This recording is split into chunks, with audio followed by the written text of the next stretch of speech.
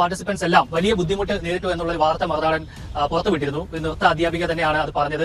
ആ കുട്ടികളൊക്കെ പൂഴിമണ്ണിൽ ചവിട്ടിയാണ് നൃത്തം ചെയ്തിരുന്നത്. അതുകൊണ്ട് തന്നെ വലിയ ബുദ്ധിമുട്ടായിരുന്നു നൃത്തം ചെയ്യുവാനെന്ന് അവർ പറഞ്ഞിരുന്നു.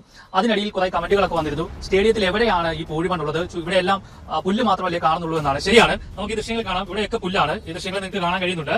ഈ നർത്തകരെല്ലാം ഡാൻസ് ചെയ്തത് ഈ സ്റ്റേഡിയത്തിന് വശങ്ങളിലായിരുന്നു. ഈ കാണുന്നതൊക്കെയാണ് പൂഴിമണ്ണ്. പ്രേക്ഷകർ ചോദിച്ച ചോദ്യത്തിനുള്ള ഉത്തരമാണ്. കലൂർ ഇന്റർനാഷണൽ സ്റ്റേഡിയത്തിൽ എവിടെയാണ് പൂഴിമണ്ണ് എന്ന് ചോദിച്ചു. ഈ കാണുന്നതാണ് പൂഴിമണ്ണ്. ഇത് ഒരു ഭാഗമാണ്. ഇനി ഈ വശങ്ങളിലേക്ക് നോക്കുമ്പോൾ ഇവിടെ എല്ലാം പൂഴിമണ്ണുണ്ട്. പ്രേക്ഷകരെല്ലാം ശ്രദ്ധിക്കേണ്ട കാര്യം, നടുക്കാണ് ഈ പുല്ല് ഉള്ളത്, പച്ച പുല്ലുള്ളത്. അവിടെയാണ് അവർ വെള്ളമൊക്കെ ഒഴിച്ച് അത് വെട്ടി വൃത്തിയാക്കി സംരക്ഷിക്കുന്നത്. ഇവിടെയൊക്കെ പൂഴിമണ്ണാണ്. ഈ കാണുന്ന സ്ഥലത്തെല്ലാം നിങ്ങൾ കാണുന്നത് പൂഴിമണ്ണ് തന്നെയാണ്. ഇവിടെയൊക്കെ നൃത്തം ചെയ്യുമ്പോഴുള്ള അവസ്ഥ നിങ്ങൾക്ക് മനസ്സിലാവും. ഇവിടെ ചവിട്ടുമ്പോൾ തന്നെ ഈ മണ്ണൊക്കെ ഇങ്ങനെ തെറിക്കുന്നുണ്ട്, നിങ്ങൾക്ക് കാണാൻ കഴിയുന്നുണ്ട്. ഈ മണ്ണിങ്ങനെ തെറിക്കുന്നുണ്ട്.